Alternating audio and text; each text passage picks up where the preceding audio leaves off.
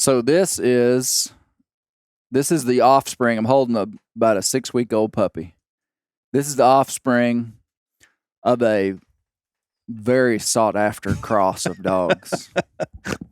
This is Tim, the famous singing squirrel dog's pup, and Osage, which the registry of squirrel dogs, I've been in squirrel dogs for a fair number of years. I hadn't had squirrel dogs my whole life, but probably for the last 6-7 years.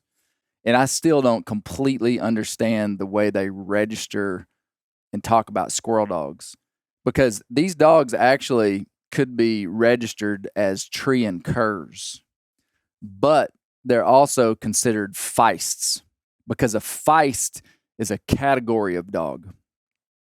Okay. It's not a breed. It's handled as a breed, like you say. It's a feist, but there's a lot of different kinds of feist. There's mullen feist, there's tree and feist, there's mountain feists, and they all look slightly different. But a feist is a as I understand it, is a category of dog that's under 18 inches, under 30 pounds, and will tree. Really? Like that's the only classification? Yeah. So technically, as I understand it, and somebody could correct me, we're going to have somebody will. Yeah. We're going to have at some point a real good squirrel dog man that I know that had a lot to do with breeding these dogs, a guy named Tyler Asbury. At some point, we're going to have Tyler on here, and he can describe it. But as I understand it, if you had a dog that met those qualifications, he could be considered a feist. But these, I call them tree and feists. So if that dog were to be registered, it would be a feist, or it would be it could be registered as a tree and feist. And it could also, Tim and Tess could have been registered as tree and curs, but they qualify as feist. Is one title more prestigious than the other? Feist. See, but going off those rules though, I got a neighbor at home. He's got a feist that looks an awful lot like a Yorkie. Will it tree? Yeah, that's what I mean. I was like, that's where I kind of lose like knowledge of it. But welcome to the Bear Grease Render. Yeah, I've got a very cute little brindle pup here in my hands. I'm excited about today. I've got the one and only Dr. Lake Pickle here from Mississippi, straight out of Mississippi, Arkansas's favorite state. The only state that we have any right to pick on for any statistic you want is Mississippi. Thank you, Lake, for that. Yeah, I've enjoyed my time here, and I'm going to leave now. No, I love Mississippi. Yeah. And then we have Josh Landbridge, Spielmaker here. I'm here again. I've been learning quite more and more about the Landbridge. I'll share with you at some point. Oh, wonderful. I'm excited about that. But our guest of honor today is my friend, been a friend for about a decade or so, we decided, Tracy Jones from East Tennessee, Greenville. And he's also known as TL. What do you prefer people call you? It's been a weird thing my whole life. Tracy's on the birth certificate, but my family just always called me Trace. Trace. Yeah. Anybody that, was close, mom, dad, grandparents, it was always Trace. Okay. Then when I began to pastor and put my name on the signs and the brochures, some people would get confused and think it was a lady pastoring the church, which some people wouldn't. Some people wouldn't come in the building because you said you said Tracy Jones. Yeah, I understand. Okay, I went to preach a meeting for a pastor who had brochures printed up, and he didn't want to use the name Tracy, so he put Tennessee Jones on it. He made it up out of thin blue air. Said he went to one house and invited a woman to come, handed her the brochure, said Tennessee Jones on it. She said, "Yeah, I've heard of him." It's Indiana Jones' cousin. Yeah. So Tennessee Jones, man. If you'd told me that 10 years ago, you would have never had another name. You'd have a career in country music, man. So what I did is I just started using my initials, TL, for Facebook, social media, and it's like your stage name. Yeah, I guess so. Yeah, it's weird, but well, people would know you if they follow along on Bear Grease. They might not. Well, they would know it. But so we did.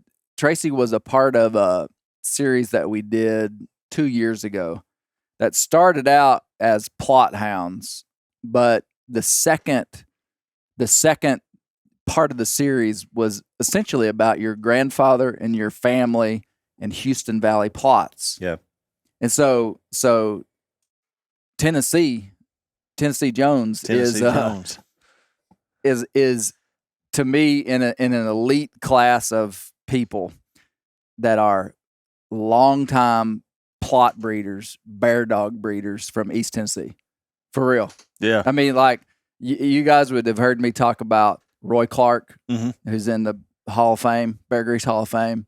And I was introduced to the kind of the plot world of Southern Appalachia, which plots aren't just in Southern Appalachia, but the epicenter of the universe for the plot hound, which is it's like being a big fish in a very small pond. I'm glad Brent's not here to talk about his walkers and everybody in the world that has one. The plot world is very small, Right. comparatively. And there's these, it's actually hard to describe, but there are families over in Appalachia that can, go back generations of having plot dogs. Right. That's what, and Tracy's family is one of those. And to this day, they have a line of dogs called Houston Valley Plots. And Tracy's grandfather, father, him, and then Tracy's son, Ben Jones, young man in his 30s, is as tough a mountain bear hunter as I've ever been around. So anyway, Tracy's a good friend. Yeah. Glad to be here. Thank you for the invitation. Yeah. And so we're going to end up talking about a book that Tracy has written. So that we'll get to, that'll kind of be, we'll get to that later. But anyway, I was going to introduce Tracy as as the only man more paranoid to me that he is involved unknowingly in an underground wildlife sting. When I first met Brent Reeves, I honestly, deep in the recesses of the back of my mind, Brent was just way too available. Yep. Way too generous. Yep. Way too nice. It's suspicious. And way too like, hey, I'm done with my. I mean, it was like, yeah, I used to be in law enforcement, not anymore. Yeah. And at that time, I don't know why, but I was like very paranoid for someone who doesn't break the law on purpose. Yep. Which I'd say that to anybody in the world. I mean, like, I have a lifetime record of not trying to break the law on purpose. Okay. I mean, like, I've broken the law, but not on purpose. And to this day, I'm pretty sure Brent's still working undercover. I'm pretty sure TL probably thought I was an undercover agent when I first reached out to TL. Well, in my defense, first of all, I'm a stickler about trying to keep the law for obvious reasons. Yes.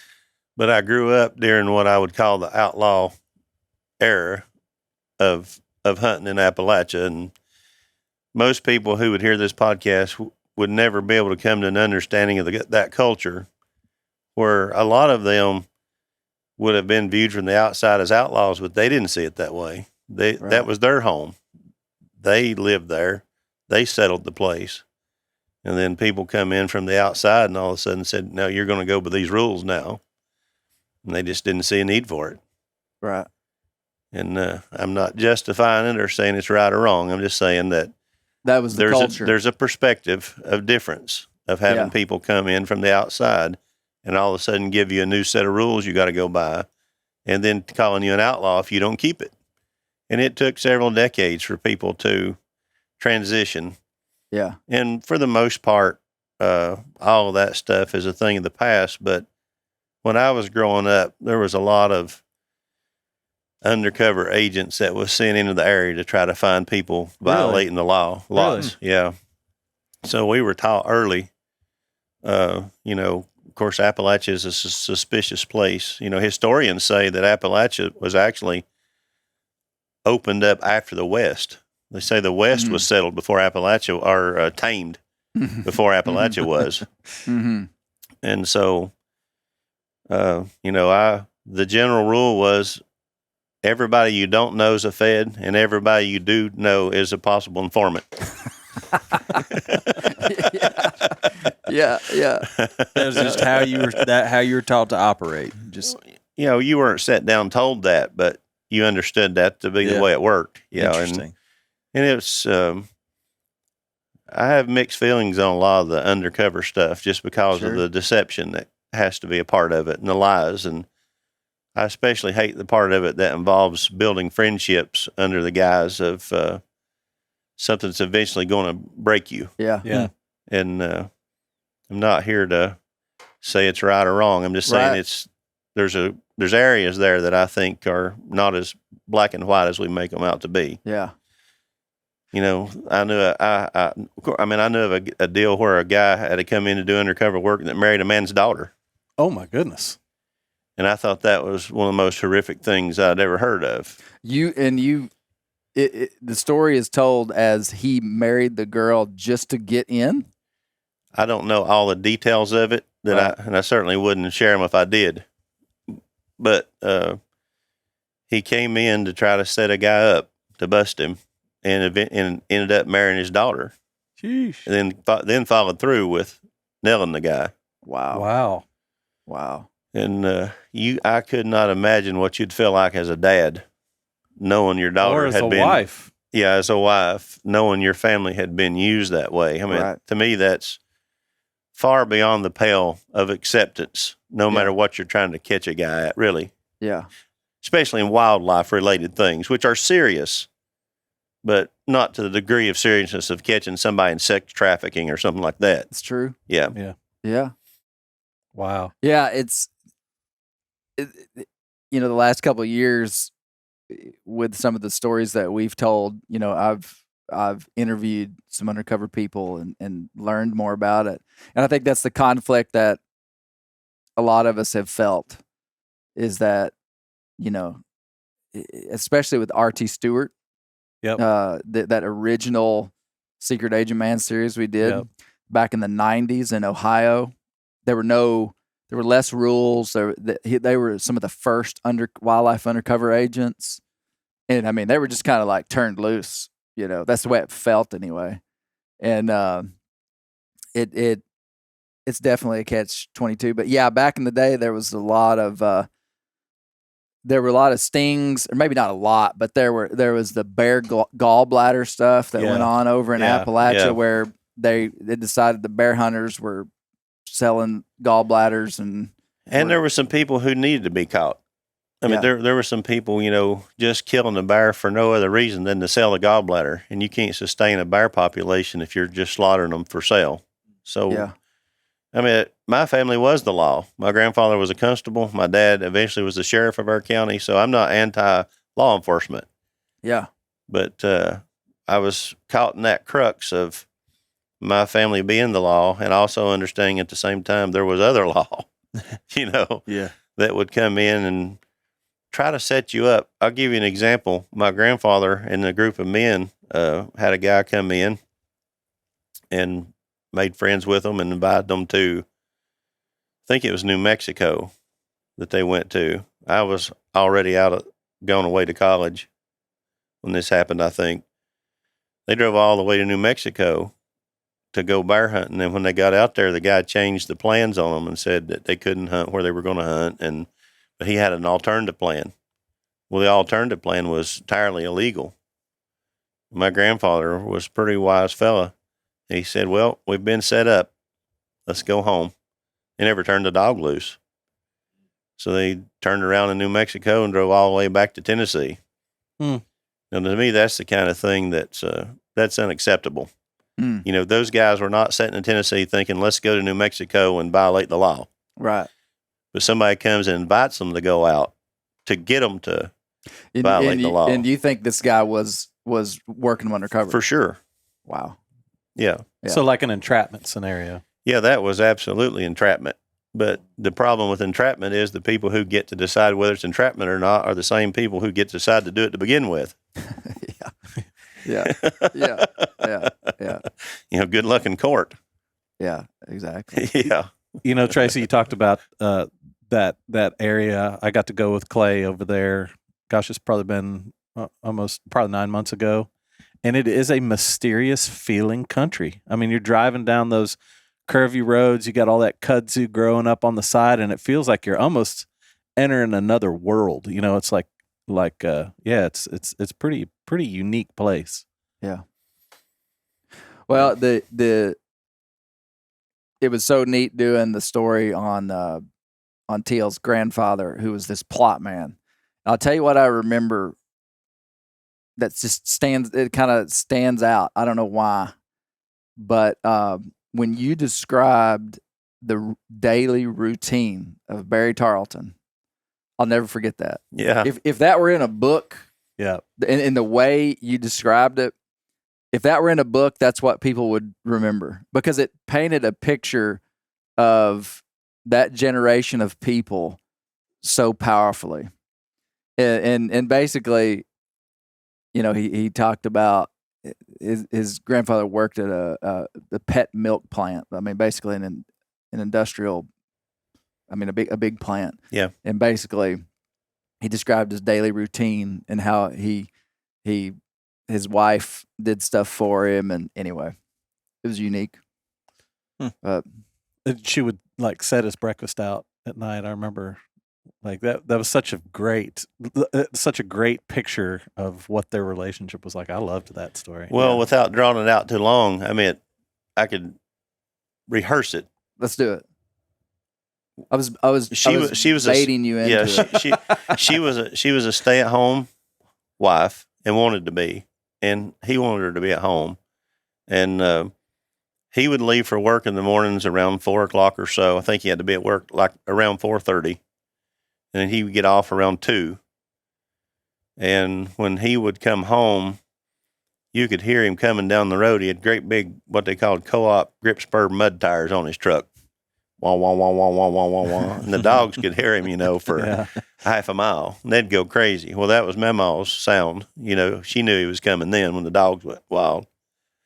So when he pulled in the driveway, he'd go up into his apple orchard where his dogs were and begin to feed them.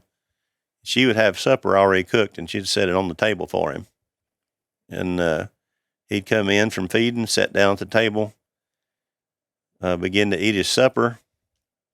She would go draw his bathwater. When he got up from the supper table, he'd go get in the bath and clean up. And while he was doing that, she'd get his pajamas and his underclothes and everything and bring them to him. He'd come out of there. He'd go sit in his chair. He watched the news religiously. He was a news fanatic. In fact, the only spanking he ever gave me my whole life was for interrupting the news. And he wanted to know what was going on in the world. And while he was watching the news, she'd go turn his bed down, his covers down for him. Like unfold the covers so that you could just yes, get right unfold into the bed. covers. And when the news was over, he went to bed about 8 to 8:30 at the latest. And after he went to bed, she'd go back to the kitchen and she would pour cereal in a bowl, put sugar on it, cover it up with aluminum foil, set it on the table. So when he got up the next morning, all he had to do was pour milk in his cereal. And then she would pack his lunchbox for him for work. He had an old metal lunchbox. She'd put that in the refrigerator for him already packed. So he got up, ate his cereal, picked his lunchbox up, and went back to work. And she didn't want very much in life. She was not a materialistic person, but the one thing she wanted was a good car. So he kept her with a nice car all the time. She loved great big long cars. She had a 74 Ford Galaxy 500. Oh man, that's a big old car. Yeah. Drove like a maniac. And, my cousin races race cars.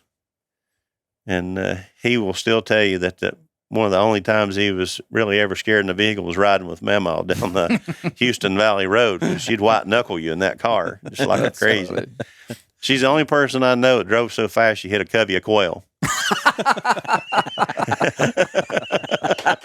You need to put that in your. This will be a great segue into lake stuff later. Drove so fast she hit a covey You of had to quail. be moving pretty fast to do that. I was with her. That's a really good point of reference. Oh, I'm going to use that from now on. Anyone that knows a covey of quail is going to go, man, that's pretty fast. You know what I appreciated about that story? That story could be taken out of context as like a glorification of like a wife like serving her husband hand and foot, but that was not the point of what you said. No, if you knew her, you would know that there was nothing about her that was, the like doormat mentality that she was being run over. I mean, if he got out of hand, she'd light him up. Yeah. And she'd light him up good and let him know exactly. She was I called her a pistol. I mean, when I was a little kid, I was in the bathtub one day, like in the middle of the day. Tarzan was a thing. I was in the bathtub in my underwear with a plastic knife playing Tarzan in the bathtub because it's the only place I could have water. Yeah. And little kid. And I heard kaboom. And of course, I want to know what happened. Somebody had stopped in front of the house to gawk at deer, and she didn't like them parked in front of the house, so she lowered a double-barrel 12-gauge over the roof of their car and set her off and sent them on up the road. And she would drive the liquor cars to town after he'd pull them over and arrest who was in the liquor car. He'd take the criminal to town and put them in jail. She'd drive the liquor car on in so they'd have the evidence. So it was a relationship that I say this, she loved him with all her heart. And her care for him wasn't subservient, it was love. Right. But his care for her was the same way. Yeah. I mean, he adored her. Yeah. So, Yeah. What a great story. That's cool. Mm-hmm. Let's see. It would have been well, go ahead and tell again, this was on an episode 2 years ago Probably. about plot hounds. We'll have to put it in the show notes of which episode it was. You can hear these stories.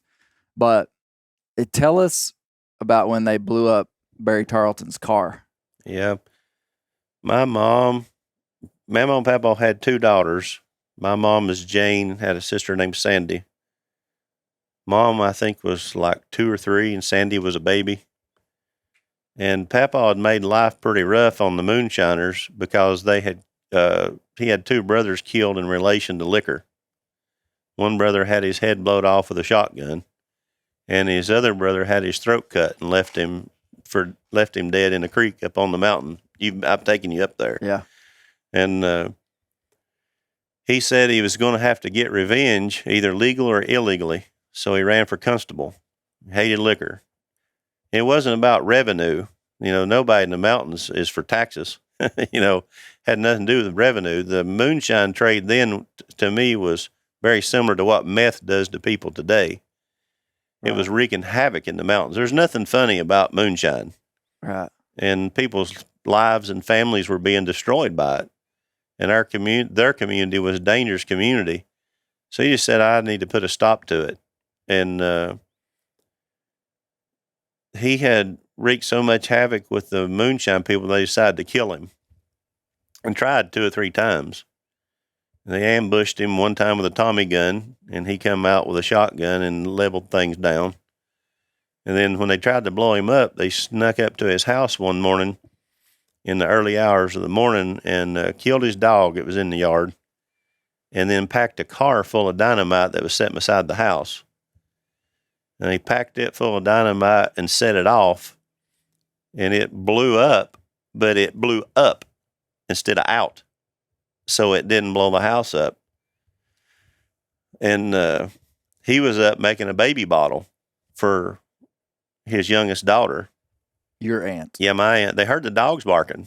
And he was going to go out and check, see what the dogs were barking about. And Mama told him no, to go ahead and finish making the baby bottle. He was leaving for work. And then kablooey. Well, they'd just taken the wood stove out of their house and put in an oil stove. My great-grandfather, who lived across the road, had warned them that newfangled oil stove would blow up and kill them all, not to get it. So when the dynamite went off, he run out into the highway in his long johns yelling, "I told you that oil stove would blow up and kill you all." Could I ask you a question related to that? Yeah. Because you said, this is a very specific question, but I've never thought about this before. You said there's nothing funny about moonshine. Yeah. So I grew up watching the Andy Griffith Show. Yeah. And in the Andy Griffith Show, like, Andy's always busting steels, and there's Otis that's always, drunk from drinking moonshine. It's always like made very light of. Yeah. Would someone from where you're talking about, your relatives or whatever, would they watch something like that and be like, that's not funny at all? Or could they see the humor in it? No, Appalachian people live such hard scrabble lives. It's incredible the sense of humor they have. Okay. No, everybody loved the Andy Griffith Show. I never heard anybody say anything about it. But if you notice, the only married person on that show is Otis. The town drunk is the only one married. Interesting. Is that right? I never thought about that. Yeah, I never thought about that either. That's true. Yeah, so there's a lot of things that were subtly taught through the Andy Griffith that were really contrary to a good family culture. Huh. Yeah, but it's funny, Barney Fife, my dad was an extremely serious guy. I mean, deadpan serious, but he thought Tim Conway and Don Knotts were the two funniest people that ever lived. Yeah. Yeah. Yeah. That's fun. So, no, I never heard anybody say anything negative about Andy Griffith and the moonshine deal or whatever. They just laughed. Yeah. Yeah. But if you lived in a home where your husband was an extreme alcoholic and he laid drunk all the time and you were already poor and you were living in a rundown house and he was buying liquor instead of buying shoes and food, it's totally different context. And so sure. I appreciated what Tracy said, which I wouldn't have articulated the same, though I would have felt the same way. Like today, Appalachia kind of celebrates liquor and moonshine. I mean, you drive through and there's big billboards about come to the distillery and see it. And it's just like this playful thing. And I mean, his point is that, hey, this actually wrecked a lot of homes and still does to this day. And it's interesting. Oh shoot, I had something right on the tip of my tongue that was leading to say. I just appreciate the little different perspective on it. Sure. Just about how lightly that we handle alcoholism. I mean, honestly. Yeah. And like with Popcorn Sutton and stuff, like this Appalachian guy that got real famous who, was not a guy that you would want to be around. Right. I mean, that's like, you wouldn't want him to be your neighbor. I wouldn't. Well, just imagine 30 years from now, them doing a sitcom on meth. Yeah. Right. We would know better, but the people watching it in the next generation wouldn't. Yeah. Yeah. Yeah. Yeah. No, I appreciate that perspective a lot. That's interesting. Oh man, there's so many directions. I didn't even want to get into it with Tracy until I introduced why Lake is here today. Oh, Lake's here. Lake's here. Lake Pickle. Our friend Lake Pickle. I'm scared to. I mean, he came out the gate with some really good stories. Yeah, I don't know if I want to follow it. You got nothing. You got nothing now. It's good seeing y'all. I'll be here. Well, Lake has a new podcast produced through MeatEater that is going to be on the Bear Grease feed. We got here. Heck yeah. We made it. So maybe you've heard this by now because Lake has been on the MeatEater podcast by the time this comes out. But June what day? 9th. June the 9th, Monday, 2025. Monday, if you're listening June to this in 2030, you're 5 years behind. You better listen to all the back episodes. But if you're listening to this before June 9th, 2025, you could hear the inaugural episode of the Backwoods University on the Bear Grease feed. So the Bear Grease feed continues to get more complex, folks. And we have a lot of trust in you guys as You need listeners. like a Venn diagram so they can know how to all So connect. there's the Bear Grease podcast, which is our documentary style podcast.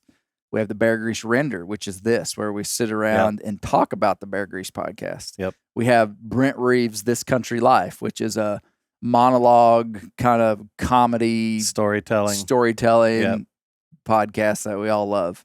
Well, there's a new one, the Backwoods University.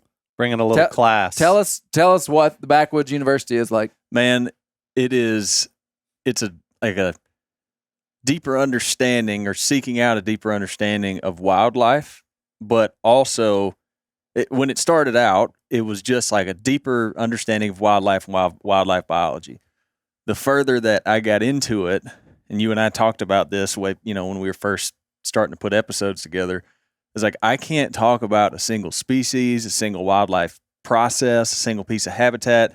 I can't talk about any of it without mentioning the influence that we as humans have on it. Positive or negative, could go either way. And so that's the kind of look at it so far. It's very, very wildlife biology based. I try to find perspectives where you'll get to hear from biologists, but you'll also get to hear from hunters, anglers, people that are out there doing what we like to do. So you can kind of get an introspective look from both views. But then also the influence that we as humans have on it, because whether we like it or not, we have an influence on all of it. And more often than not, it's the most powerful influence. Yeah. So it's a wildlife biology podcast, and it's done really well. It's a documentary style podcast. So it's built in a way like the structure of a Bear Grease proper podcast. Mm. And so essentially what that does is that Lake is going to biologists, the people he's interviewing, whatever expertise they have, and he's having in-depth conversations with them. And rather than being there for the whole 2-hour conversations, he's telling a story usually in less than 30 minutes. Typically Less than 30 minutes. You'll have it's a great concise commute podcast. Yeah, it's a efficient listen, but where you're going to get all the information. And what are some of the topics? Run us through the topics, even stuff maybe you hadn't even done yet, but you're maybe thinking about. Right. Yeah. So we're doing bison, but bison in the eastern United States. Yeah, that's episode 1 that you can listen 1. to. Bison in the East. It's really interesting. Hey. When we're going to bobwhite quail, history of bobwhite quail. The first part of it is learning why we lost our bobwhite quail, and which there's a lot of reasons. One of which might have been running down coveys with a car. Yeah, one of which may have been Mamaw. And then the other one that I'm really excited about, which you've heard me talk about it a lot, because again, we talk about the animal, and then we talk about human influence. We also focus on people that have dedicated their lives to learning these animals, conserving them. And so we're doing a look at the first wildlife biologist in the state of Mississippi was a woman named Fanny Cook.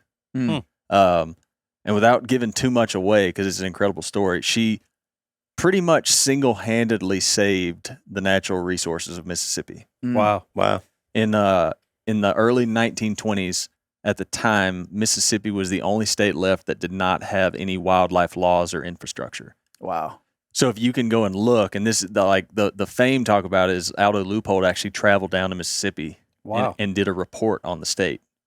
And you can read his report from 1929, and he's basically like, this is dismal. So to put it in context, like now in 2025, our white-tailed deer population in Mississippi, our wildlife department is begging hunters to shoot more deer. They're like, please kill more. We have estimated, I think it's a little bit over 1.5 million white-tailed deer population in Mississippi. When Leupold did his report in 1929, there was an estimated 1,200 deer in the state. Are you kidding me? 1,200? 1,200. Wow. He said the wild turkeys have been wiped out in all of their upland ranges. Basically, he was saying the only wild turkeys we had left were in the swampy regions, and the only reason we had turkeys there is because that's where humans could not get to as effectively and kill them. Wow. So it was bad. That's amazing. Yeah. So the Fanny Cook one's really cool. I'll tell you what I want to know in the Fanny Cook episode. Mm-hmm. I have a feeling she drove fast. She did. I knew it. She did. How do you know that? She did. There's stories. So there is a story I got. So there's ladies that have these. The two ladies that I interviewed about it. There was an interview with Fanny's sister, and she's telling this story that like Fanny she was notorious like fast driver. Like I knew it. I plucked that out of the air. And the story was that Fanny was driving, and it was her sister and two of the friends in the car. And she's driving. The statement she said she would put you over in the gravel in a minute. And they're driving to the store, to like a fabric store, and all of a sudden Fanny just pulls off on the side of the road and goes, "I got to have that bird," because she basically, like, Fanny laid down the groundwork for the first. You could go on Google right now and go, "What kind of birds are in Arkansas?" And you hit search, and it'll tell you what species of birds you have. Where's that come from? Like, where's the baseline of all that? And so Fanny was working on at the time what would be the first basically catalog of what species of animals were in the state of Mississippi.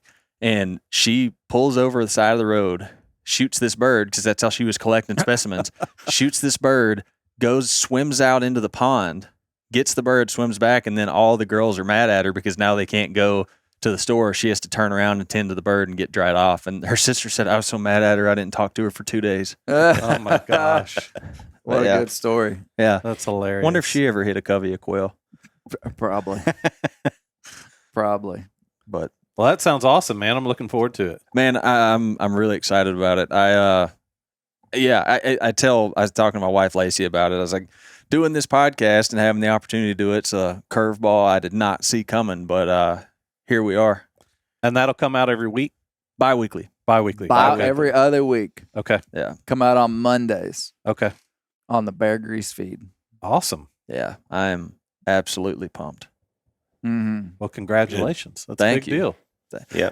I'll tell you one more like important factoid that I couldn't fit into either podcast because it just kind of worked out this way. So you've said it before. When did Gerstacker kill the bison in Arkansas? In the 1840s. Okay. And then this like mid 1800s is when they were like bison were pretty much pushed out of the east. Right.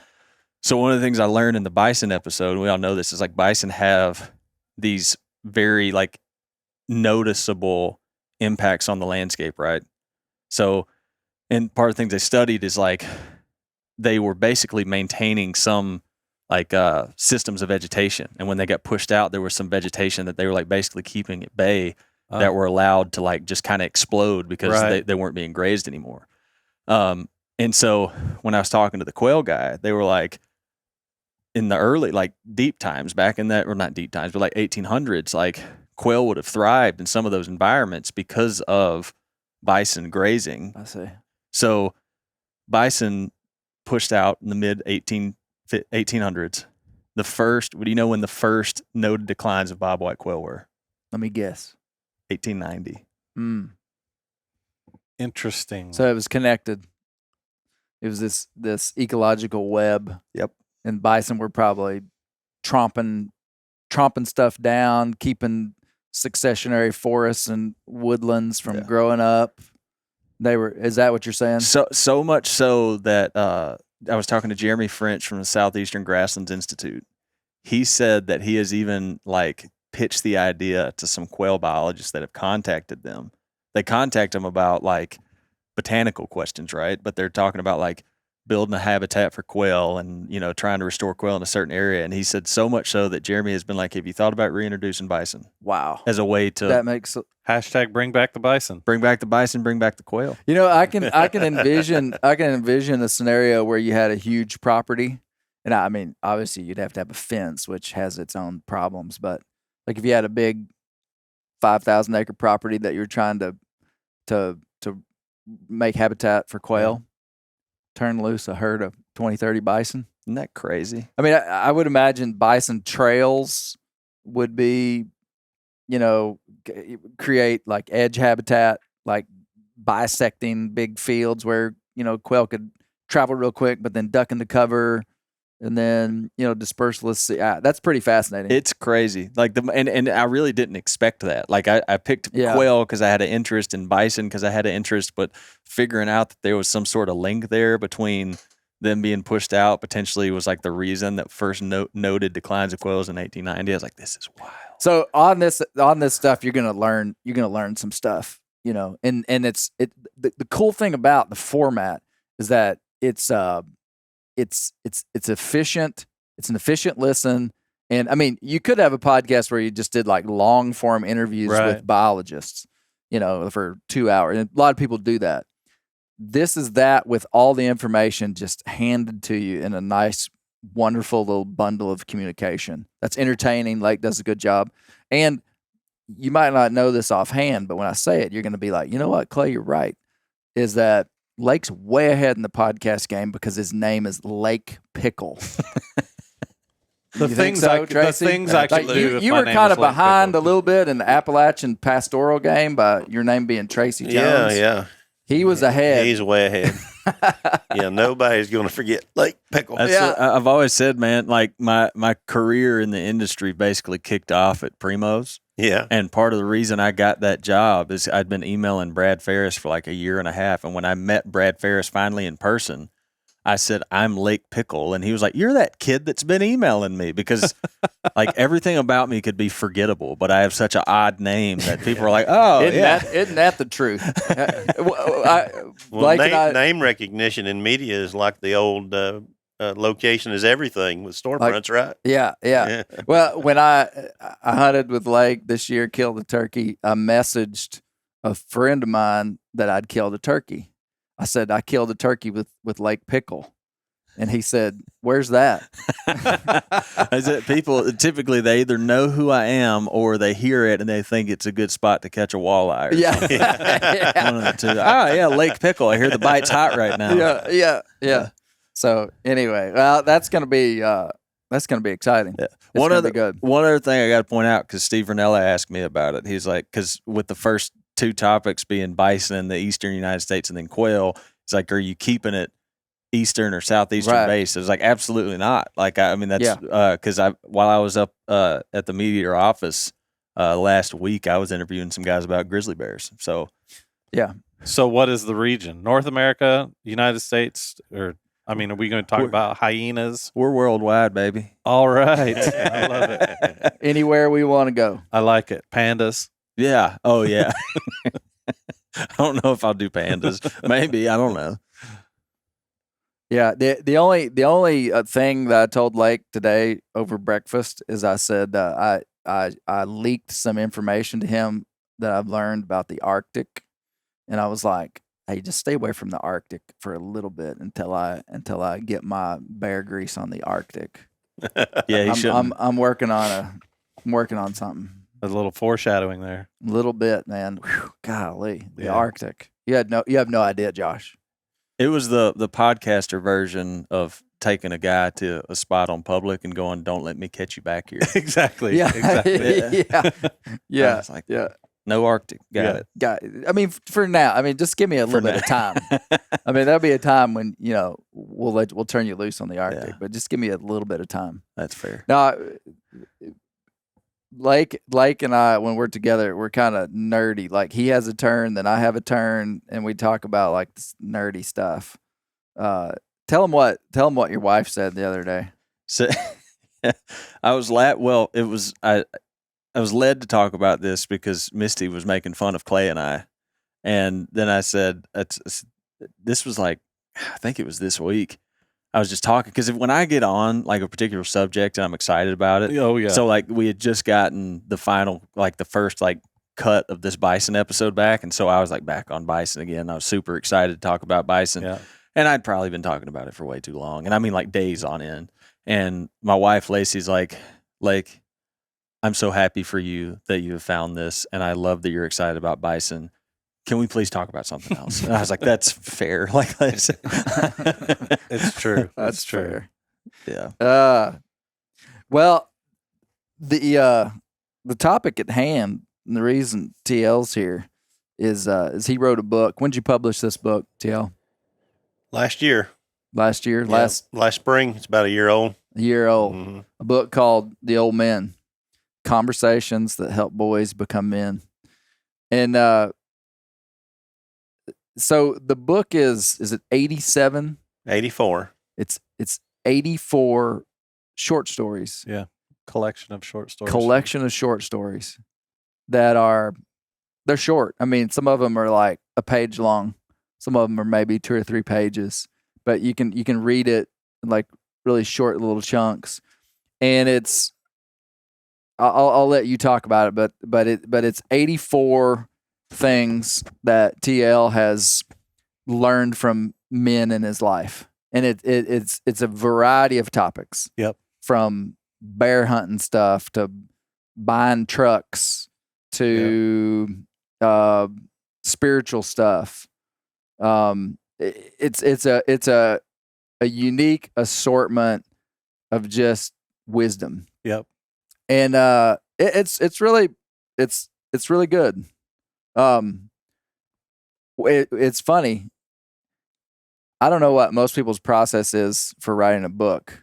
I know what mine is because I've been in the process of writing a book. And I think yours was like a more of like a Hemingway style approach. You were like, I'm going into the cave to write a book. I'll be back in a couple of months. And how long did it take you to write this? About 6 weeks. And I mean, you just worked on it Holy smokes. just like every day. Yeah, pretty much. Really? And then you were just like done. One day you were just like done, and you were like, all right, gonna publish it. Yeah, I'd had a lot of friends, especially pastors, who had asked me to put some of the things that we had discussed into writing, but I was reluctant to do that because there are just so many books out there. And I think a good philosophy is life is to do things that add value to other people's lives. And but one particular pastor friend of mine called me like in December, Tom Hatley, and he said, I really want this year for you to set aside some time to write. Put some of the stuff we talk about in private and in writing. And I said, well, Tom, what? Write about what? And he said, well, I was talking to my assistant, Kevin, and he said, if you would write something on manhood, we would read it. But only a moron would write a book and say, this is manhood, do it. Right. Yeah. So I thought, well, if we're going to do that, how would you do that? And I thought, I've had so many really good, high quality men in my life that have said things. And if I have a conversation with you, you will say one thing that I won't forget. Or if I watch a TV show, I will hear somebody say something that I won't forget. Like I was listening to a guy from Hornady the other day talking, and he said, a bullet never goes anywhere by accident. Well, I was done with that podcast at that point because I could only think about that particular statement. And I sat down and I took out a legal pad and I wrote down about 150 things that old men had told me that had really mattered to me. I don't mean just trite things that had on a daily basis, this may come to my mind to help me. Like my dad would always say, if you're going to do something right, do it right the first time. And he lived that. I mean, he was a perfectionist. And I can be getting ready to do something sort of slipshod, and my dad's words will come back to me. Do it right. So I wrote those like 150 things down, and I narrowed it down to 84 because my grandfather was probably the primary influence in my life, and he died at 84. There you go. Barry Charlton. Yeah. So I cut it off at 84 because that was symbolic to me that the primary influence I had in my life was cut off at 84. So I cut the book off at 84. You know what? You are, I think it's a, I don't know if you'd call it a gift or just a way that someone organizes the world, but you remembering stuff that people say in compact ideas is unique and a powerful thing. Like, because when you say that process, like I don't know that I could write down 150 very poignant sentences of things that people have taught me that are like your book. Like that's a powerful thing. I describe Brent Reeves in the same way. It's different. His is different, but Brent has an uncanny ability to be somewhere and capture a story in a little ball and put it in his pocket and never forget it. Like he just can do that. But what you've done here is really cool. What would take us through a couple of the stories, TL. Just like if you could even just tell us, like, well, there's a chapter about this, and this was the story. Well, when I wrote the book, it was to try to fill in the gap of what we were doing with our young men today. You know, a lot of feminization of young men, not actually developing into what a man ought to be in the historical sense of manhood. And so I sort of wrote the book that if there was a boy out there who was being raised without a dad or a good influence, that he could pick the book up and read in a few hours the things that dads and grandpas give to their sons and grandsons over a lifetime, but in a way that could be read. The whole book can be read in a couple hours by anybody. Yeah. And I wanted to be written so that it wasn't for, I didn't want to write it for preachers and that kind of thing. I just wanted to write it for the average guy, you know, out there. Even a lot of people who don't even like to read, you know, have said, I read it. I picked it up and couldn't put it down. I read the whole thing. Yeah. And I've had a lot of young men call me, but the story I think that probably epitomizes the book is the one I start out with. My grandfather was Barry Tarleton. His dad's name was Hunter Tarleton, Spencer Hunter, Spencer. And there's an old schoolhouse beside the church where my grandfather was a deacon that's defunct, and it's just sitting there today deteriorating. We were out riding around one day, and my grandpa said, he said, when I was going to school there, he said, I was a little boy, and he said it began to snow, and he said it was going to be a good snow. And they decided to send the kids home from school, and his dad walked to the school to get him and put him on his shoulders and carried him home because he didn't want him to have to walk in the snow all the way back to their house. And when he told me that, I thought that is really that's what fatherhood and sonhood is about. It's you putting the boys on your shoulders and carrying them until they can walk themselves. Then they carry their sons till they can walk on their own. And your goal as a dad is not to have to carry your son his whole life. You just carry him when he needs it. But your goal is for him to be able to walk on his own, and then for him to be able to carry his son until he can walk on his own.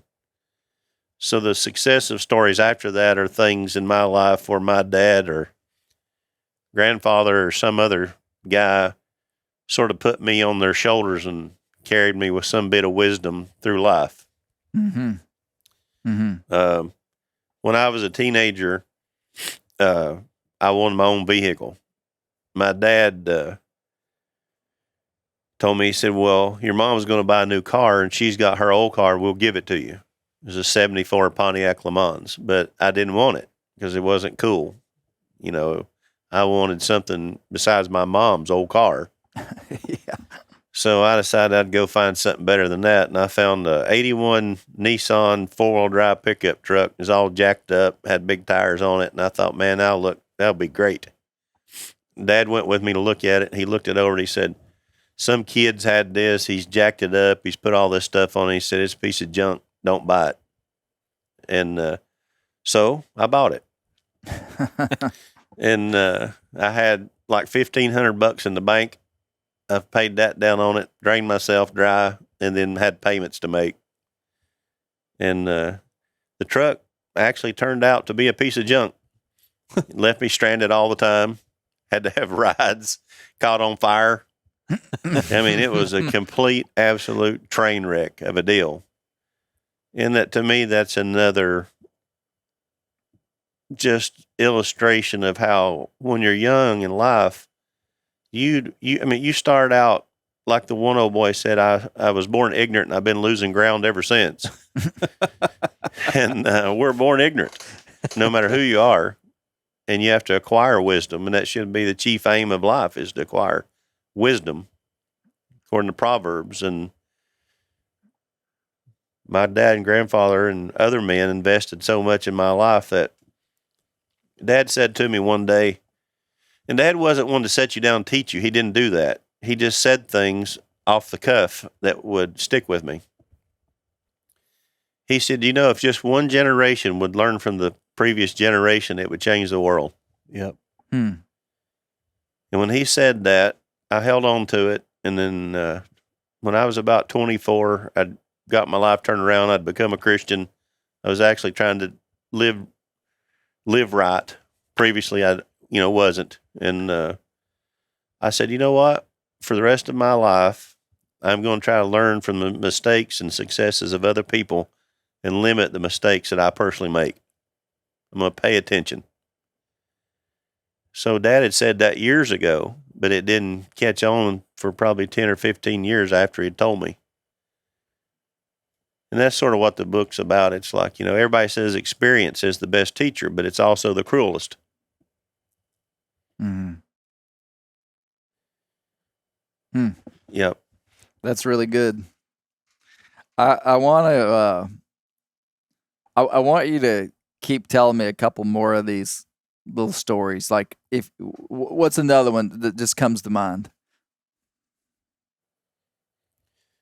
Well, yeah, feel free to look through it. It's funny that you brought up the truck one because I was gonna. That was one that I remembered. Yep. I'll tell you one that has helped me in my. I'm in the ministry, and I was going to move out to West somewhere and plant a church from scratch. And in the process of doing that, an old preacher called me named John Halsey. And John Halsey said, I want to talk to you for a little while about an opportunity that's going on in Alaska and ask you to pray about it. There was a pastor in Alaska, I think he was in Juneau, that had a heart to reach the Aleutian Islands. And of course, they're strung out for miles in small pockets, populations, never a pocket really big enough to have its own church. But he was going to take a boat and go from island to island to island on different days and share the gospel with people. And they actually raised money to buy the boat. And then the guy was out jogging and had a heart attack and died, the pastor. And Halsey said, I want you to move to Alaska. He said, you pastor this church up here. And he said, they were going to have to send me to nautical school to become a boat captain. There's a large boat. And he said, then you'll pastor the church and then you will maintain a ministry on the Aleutian Islands. And in the process of that conversation, he said there was pastors when we were trying to raise money to buy the boat that didn't have the vision for it. And he said they would say to me, well, the pockets of people on those islands are not large enough to have a church. Why do it that way? And Halsey said, I would tell them, we can do something or we can do nothing. And everything in life's not idealistic. You can have idealistic goals, but then there's life. And you have to constantly modify the way you're functioning in life, be willing to be adaptable. And when Halsey said that, I never forgot it. There's lots of things that you want to accomplish that are not just perfect, but you can do something or you can do nothing. And that was important to me. Mm-hmm. Mm-hmm. Yep. You can do something or you can do nothing. That's true. It is true. That's true. How about this one? $3. This chapter titled $3. What's it say on it? Oh, yeah. Papa and I, we had an ongoing back and forth. He grew up out of the Depression, born in 1928, and they were poor. I mean, they were so poor, they would catch a possum and put it in a cage and fatten it up till it was big enough for a meal. And the first time he went to town, he was 13 years old. He thought town was just a larger country store. He thought when they got to town, they took a wagon. When they got there, it'd just be a bigger store. He couldn't believe all the buildings. It was unfathomable, all those buildings to him. And he was a penny pincher because he was so poor. He didn't want to be poor anymore. So anything he spent money on, I mean, he weighed it. So he didn't waste. And we were at the farm, and we were pulling old planks off of a building, and he'd pull you know how a plank on a barn will rot at the bottom where water splashes on it? Yeah. Mm-hmm. He pulled those planks off and saw the rotten bottom off and save them. And then he'd drive the nails out of them and straighten them and kept them to use again. I hated using those nails because to get one to go straight, it's very difficult to straighten a nail and then drive it straight again. It wants to bend all the time. So in my mind, let's just go to town and get nails. Right. And we were going back and forth, and I was never a smart aleck to my dad or grandfather because they wouldn't have tolerated it. Back talk was that was unacceptable in our Strictly outfit. prohibited. That was not. You don't do that. Yeah. You can have a different opinion, but you express it appropriately. Right. But I would go back and forth with my grandfather about stuff and express my frustrations with him, and I told him, I said, if you counted up the time that we were spending doing all this, you wouldn't make $3 an hour. Well, I thought it was sound logic. I had him. Yeah, you thought that was pretty savvy. Yeah, I had him. He was driving. He never even phased him. He said, that's $3 I wouldn't have made today. Yeah. True. He turned it into $3 he was making. Yeah. Yeah. It's A just penny saved is a penny earned. Yeah. Yeah. Just So the structure of the book, which is so simple, the title of the chapter is $3, and it has the quote from your grandfather. It says, "That's $3 I wasn't going to make," and you tell that story in just honestly less than a page. Yeah, it's a great book. I read it and passed it on. I appreciate that It's greatly. got some great words of wisdom in it, and I really enjoy. It is an easy read, but it's got some profundity to it. You just read that story, and there's lots of great one-liners. Is this okay if I just kind of like pointed a chapter and have you tell the story? Yeah, that's fine. Okay, how about this one called Laziness? And the title is, "Did you ride that three-wheeler to the mailbox?" That's one of my least favorite stories. Oh, really? Yeah, I was terribly mistreated in that story. I actually don't remember it. So, Well, I remember that one.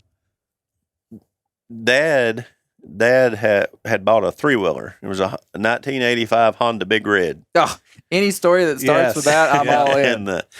And it was the first year they had reverse on them. Oh, So this was, this is classy. big time. 110 cc's. Well, no, this was, what was they, 250s, I think. The Big Reds were. Man. Yeah, I think the Big Reds were big 250s. Yeah. Well, I was 15 years old, 14 or 15, depending on how old my birthday was. And it'd come a big snow where our mailbox was only 50 yards from the front porch. And Dad told me, he said, go down to the mailbox and get the mail. So I walked outside, and that brand new three-wheeler sitting there, and I thought, man, this snow. So I jumped on it, started having some good time, fun, went down, got the mail, and come back up. And I came in. My dad was like, did you drive that three-wheeler down the mailbox? I said, yes, sir. Man, he was mad. I mean, ticked mad. He said, that's lazy. He said, I can't believe you're that stinking lazy that you can't go down to the mailbox and back. Because, laziness with a lot of them old mountain men, that's, yeah.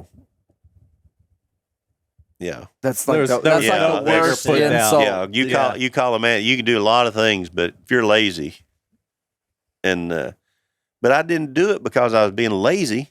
I did it because I was 15 and there was snow on the ground and there was a brand new three-wheeler. And you wanted to ride the three-wheeler. Yeah. But it didn't matter because in a dad's mind, here you're, as a father, if you're not careful, the things your kids do right now, you project for the rest of their life. It's true. That's very true. And if you're not real careful, you will overcorrect for something that's just a now thing Yep. that you think it's going to get out of hand.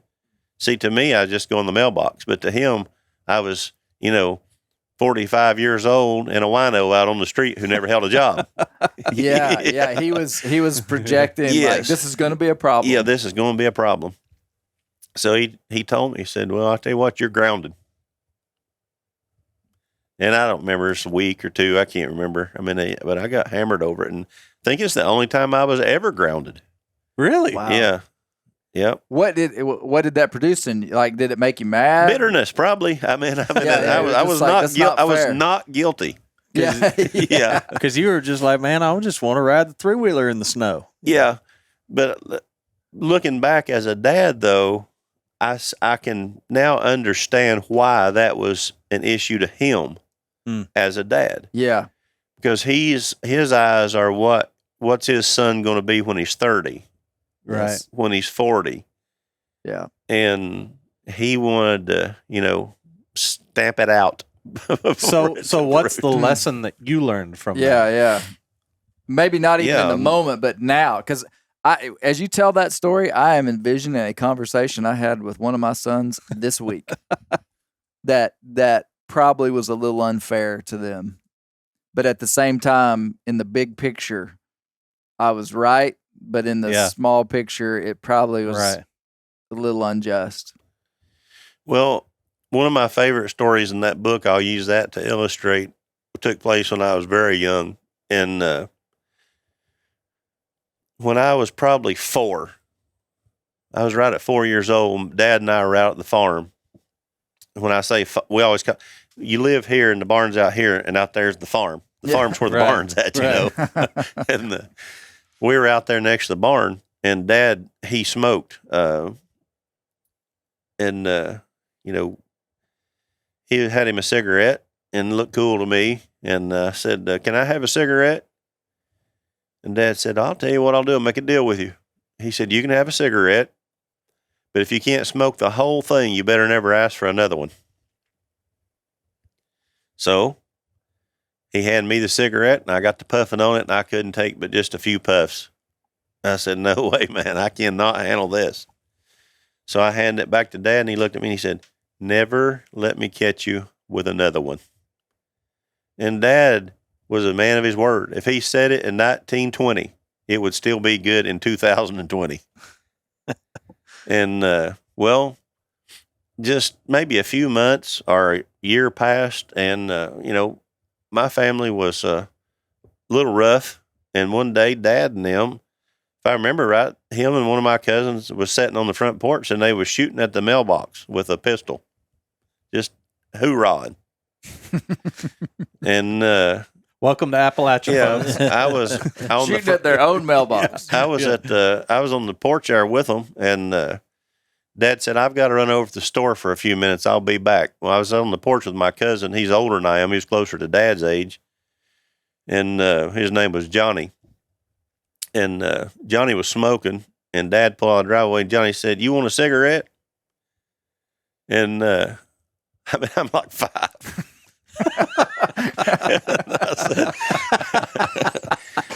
I said, "No." I said, "Dad told me if he ever caught me with another cigarette, he'd beat my britches off." So when you first had that first cigarette, you were under 5? Yeah, I was like 4. Wow. I'm thinking 8 or 10 years old. This is important context. Yes. So I'm like 5, and Johnny, he said, "Don't worry about it." He said, "I'll take it for you. I won't let your daddy whip you." So I took the cigarette. A few minutes, Dad come rolling back in the driveway, stepped out of the car, looked at me up on the Here's porch. a 5-year-old laid back. Never said a word. Walked right up on the porch and got me by the hand. We went in the house, and kept his word on the matter. And Johnny never lifted a finger to help me at all. Oh, that's sorry, sucker. Sorry, dog. And I've told him since then I ought to whip him still over the matter. And never helped me at all. But fast forward that Dad was a heavy smoker, but when he didn't want me to be a smoker.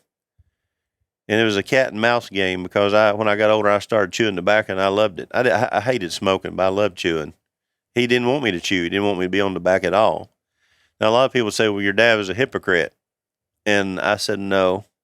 What you got to understand in life as a child, when you reach a certain age, is your parents love you, but they're imperfect. And if you hold their imperfections against them, you'll never learn from them." And it wasn't a matter of hypocrisy with Dad. It was a matter of he was addicted to nicotine, and he couldn't stop. He wanted to quit, but it had a hold on him, and he couldn't let go of it. He didn't want that for me. It wasn't hypocrisy. It was love. And having issues as parents that you don't want your children to have. A lot of kids grow up and despise the imperfections of their parents and call them hypocrites and say, well, my parent didn't live what they preach and all that kind of stuff. But parents need to be good to their children, and their children also need to reach a maturity level where they're good to their parents. Mm-hmm. And you need to understand that it's the unfortunate thing of life is you start raising your children when you don't know how to raise them. Yep. And by the time you do, they're grown. Yep. You don't know, nobody Yes. knows exactly what they're doing parenting. I don't care who you are. Yeah. You do the best you can with what you have, and then the kids need to grow up and be merciful to their parents, and pray to God that your kids will grow up and be merciful to you. Yep. That is such insightful look on it. We have 4 children. My youngest is now 17, oldest is 23. My oldest daughter is married now. And people, I often feel like when people talk to me, they think, "Oh, Clay, you've been through," young parents, and they're like, "You've done this before. How do you feel? You got some wisdom to give." And I tell you, the thing that I feel most right now is humility in terms of, man, I look back, we were young when we had kids. It was exactly what you described. We did the best we could. We really tried to apply the value systems that we had into our kids, but man, we made a lot of mistakes. Absolutely. And you come into parenting often with a very idealistic view of how to be a parent. Yep.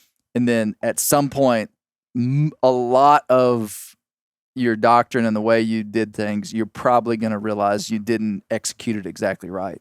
Like if you had written down on a paper, if I'd written down on a piece of paper everything that I intended to do with my kids when I was 22, probably I would still agree with that list. Yep. But if you actually took that list and compared it to the replay video of actually what happened, you would see that I was not great at really executing. But I sure tried. Yeah. And yeah, man, right now that's the thing I hope my kids give Misty and I is empathy. My wife Christy has this theory. She calls it the curve of criticality.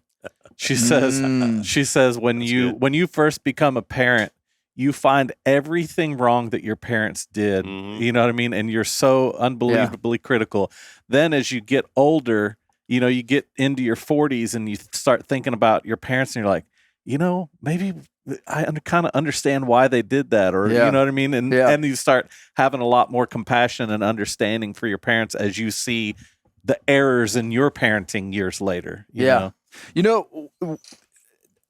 I'll try to take a big spin here that I think will be relevant. Identity is so powerful. Like essentially when you're raising a kid, you're trying to tell them who they are. You're trying to let them discover who they're supposed to be inside of a context.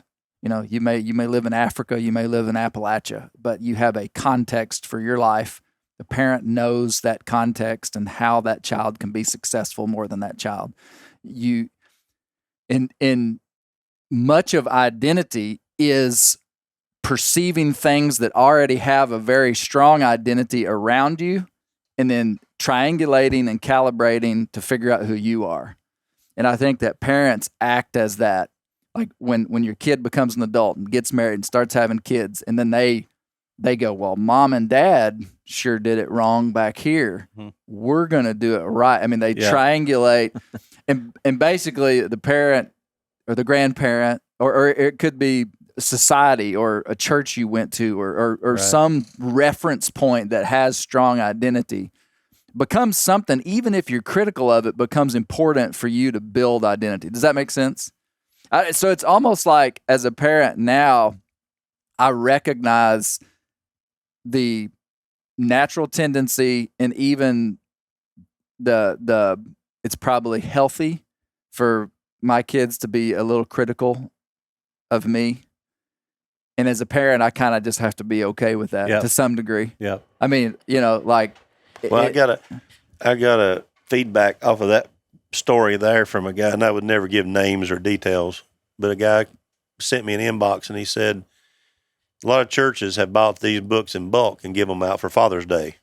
And he said, our church gave me your book. He said, I read it, and I wanted to let you know that he was raised in one particular state, moved to a more southern state, got in church, got his life straightened up, but he had an extreme amount of bitterness toward his dad. His dad was very abusive when they grew up, and now I don't consider my dad abusive at all. But this guy considered his dad very abusive and had a hard time. He said, but he read the story about the cigarette and the explanation of you got to be merciful to your folks and get over some things. And he said, I'll tell you what I did. He said, I've tried for years, but I decided I'd forgive my dad. He said, I forgave him, and I wanted to thank you because his life's now better because he's not walking around with the burden of hating his dad the rest of his life. Yeah. Yeah. Yep. That's good. That's cool. Yep. Oh man. I mean, you've got 84 stories in this book like that all have a point. I'd like to comment on your writing style, which is they say Hemingway wrote, and I'm not a Hemingway expert. I've read a couple of books, but that he wrote like very short, very like just like very direct. Like when I first started reading Hemingway, I thought it would be this like big grandiose descriptions Right. of stuff, but he's actually known for just being like, the ocean was blue. To the point. The wind hit us in the face from the east. Mm. The old man's wrinkles look like the ocean. I mean, like it's just like ta ta ta Right. ta ta. And as you get into it, you realize how clear it is as compared to someone who might be like, the ocean sparkled like diamonds in the netherworld and dolphins, and it's like, Embellishing. I mean, there's different ways to do it. When I read your book, I liked how simple and profound it was inside of like a very restrained style of writing. That was like very clear, very to the point, short, but poignant, if that's the right word. I've used that word a couple times. I think that's the right word. But anyway, Well, there's a story in there about that very thing. I think that I don't know. I haven't read the book since I published it. I didn't go back and read it. Yeah. But I think it's called Talk Less. I remember that story. Yeah, and it may seem strange because I'm a preacher and I talk all the time from the pulpit. But in private life, I don't talk a lot. Ben doesn't talk a lot. My dad didn't talk a lot. Now, in private conversation, we might have a long conversation, but I can also ride from here to Idaho with you and don't have to say nothing. And that goes back to my dad, bear hunting. And he would say the reason some people don't kill bear is because they're on the radio too much. He'd say, stay off the radio and kill the bear. Because trying to get out ahead of the bear, if the dogs is after, takes focus and movement and action. And there was times when I'd stay the weekend with my grandpa, and we would go up on the mountain to hunt. We wouldn't even know Dad was hunting that day. Somebody'd find a track, turn the dogs loose on it, and the race could go on all day long, and you still wouldn't know he was there. And then the dogs may get treed, and then you'd hear, it was back in the old CB days, you could talk maybe a couple miles if you were lucky. Yeah. But you could hear the truck drivers for 40 miles, Yeah. And but you'd hear that thing start crackling the way it would when somebody'd key down on their mic, and Dad would carry this great big radio. I'd be in the truck with my grandpa, and you'd hear that crackling. And Dad would say, how about it, Barry? It's all over. And that's it. I mean, the race has been going all day. I mean, it was wild and chaotic and a huge big day, and Dad's comment was, I've killed it. and y'all didn't even know he was there. You wouldn't even know he was hunting. Yeah. He'd say, how about it, Barry? It's all over. Well, one of the things that gave him an advantage is he didn't run his mouth all the time. Yeah. Mm-hmm. Mm-hmm. That's tough. That's tough counsel to a podcaster. Coming from a preacher. Yeah, I know. A preacher That's on a the pot- podcast talking about talking calling the less. kettle Yeah. black there. The next bear grease is going to be 2 minutes long. Yeah, exactly. Next Bear Grease. No, it's going to be 55 minutes long like all the rest of them. And we're going to have some silence on there. I'm going to be like, guys, I really want y'all to think about this for about 10 minutes. Just music. Man, that's good, man. That's really good. It's been when I ordered this book off Amazon when you printed it and when you published it. I don't remember the details. I remember a story of stealing tobacco. I don't remember. Wasn't there a story about, and I think it was you that stole tobacco from a country store and then went back? Yeah, Do you mind telling that story? Oh my goodness, yeah. There was a country store there. It was called Cove Creek, and I know it sounds weird for a kid, but I just loved tobacco. I liked it, and so Voodoo, as we call it. He did try a cigarette at 4. So Yeah. exactly. So the hunters would meet at Cove Creek in the mornings real early and sort of formulate a game plan, then go up on the mountain and try to execute the game plan. Well, that particular morning, I was with my papaw, and it was only me and him and the guy that owned the store in the building at the time. And we were standing here at the counter, and the tobacco aisle was not behind the counter then. It should have been for kids like me, I guess. But the tobacco was all over here, and I eyed that, and I thought, boy, I'd like to have that today. I'll be out in the mountains by myself, and so I just eased around the side, got down Now, on how old are you? I don't know, 10, 12. Yeah. Got down on my knees, and I just crawled over there, reached my hand around and got me a pack, and eased my way back to the store bathroom, concealed it, just walked out like nothing ever happened. Well, the sorry thing about that is the man that owns the store is a family friend, a personal friend of my grandfather. If I'd have got caught red-handed, my grandpa would have been destroyed. It's an entirely self-centered, selfish thing. Not to mention just the penalty in my family for getting caught being a thief. And so years went by. I became a Christian. I went to Bible college. I was out in Montana planting a church. And we'd come home to visit. We didn't get home very often. I drove down the Houston Valley Road on the way down to Papaw's and passed the old man's house that owned the store. He had sold it by then, but he was still alive. And when I passed that house, the Lord told me, you stole from him, and now it's time for restitution. You claim to be a Christian, and you stole from him, and you take care of it. I turned the car around. I drove back down to his house. It was shame. And I walked up, knocked on his door, and he came up the door and he said, he knew me. And I said, I got to talk to you about something. He said, all right. I told him what had happened. And I wish he'd have just hit me in the face. But instead he said, Tracy, I never would have thought that of you. Whew. Good night. That was hard. Yeah. Woo. It was like being poleaxed. Because Dad wouldn't have done it, and Papa wouldn't have done it, but their boy did. Mm. And I asked him to forgive me, and then I asked him what I owed him. Zacchaeus was told to pay back 4 times, or offered to pay back 4 times what he'd stole. And I didn't know what the interest was on a pack of tobacco from the 70s. And the old man told me, he said, no, he said, you don't owe me a thing. He said, don't you worry about it. He forgave me. So, but cleared my conscience. Yeah. Yeah. Man, what a good story. That is a good story. Yeah.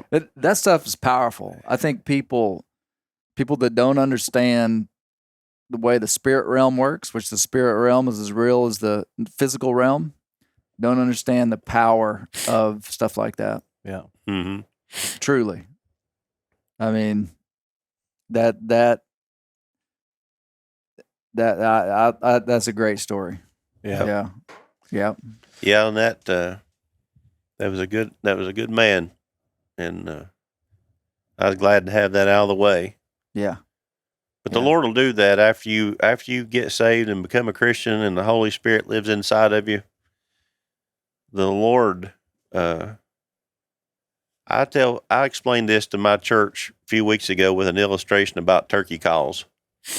When I make a turkey call, people ask me, how do you make one? I said, well, I just take a piece of wood that's got turkey in it, then I remove everything that's not turkey. And because some woods don't really have turkey in them, they're just not good for a call. And I liken that to being saved. You're never going to be a Christian until God's in you. When you get saved, God moves in you. Now you've got something for God to work with. And then after Christ moves inside of you, then God spends the rest of your life taking everything out of you that's not Christ. Yep.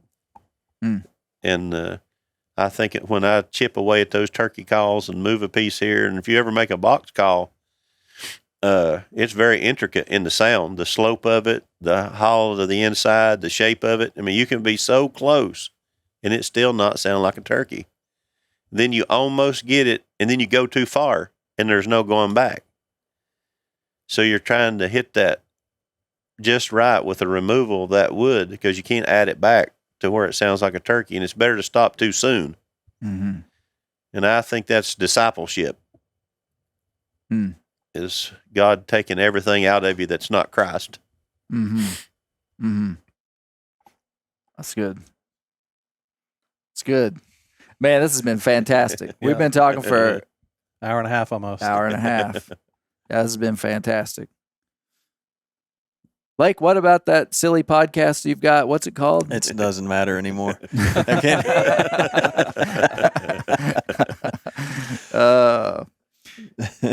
No, this has been so good. Yeah, so you can order this online.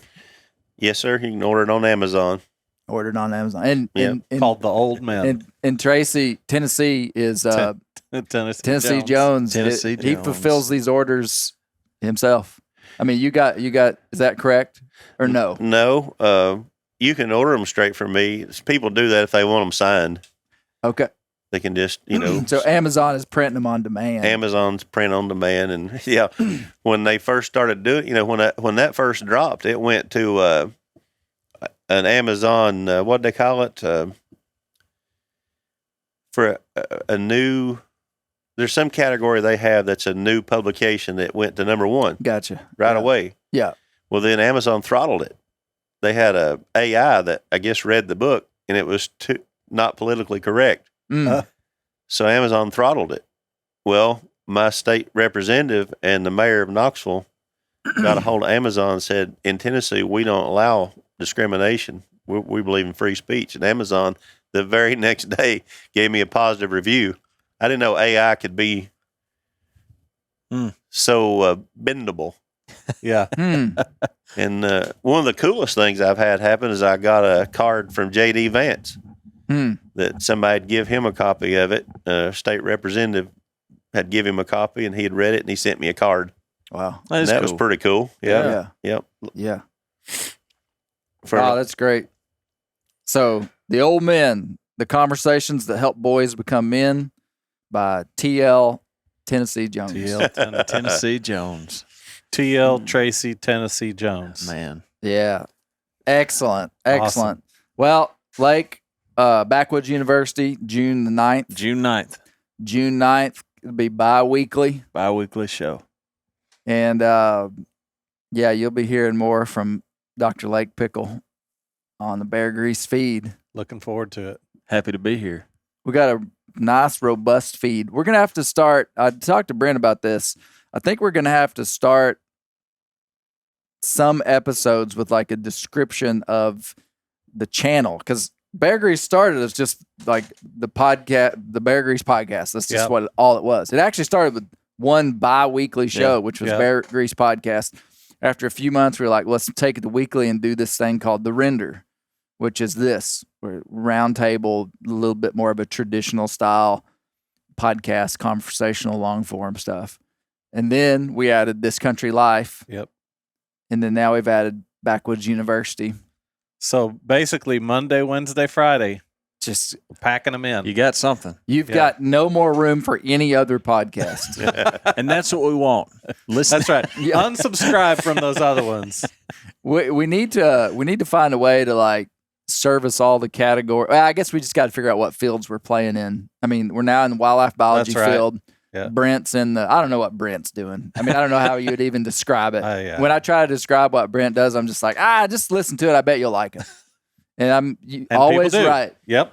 I'm always right. I can't believe how many people that I run into that listen to Bear Grease. It surprises me. I mean, Yeah. I'll go somewhere to preach, and like there was I was in Chesapeake, Virginia, and I was going to preach a sportsman's banquet for a church over there, and a little kid, probably, I bet he was like 8, 10 years old, walked up to me and he said, "Now you were on Bear Grease, right?" He didn't care if I was there; it was the association. Yeah, yeah.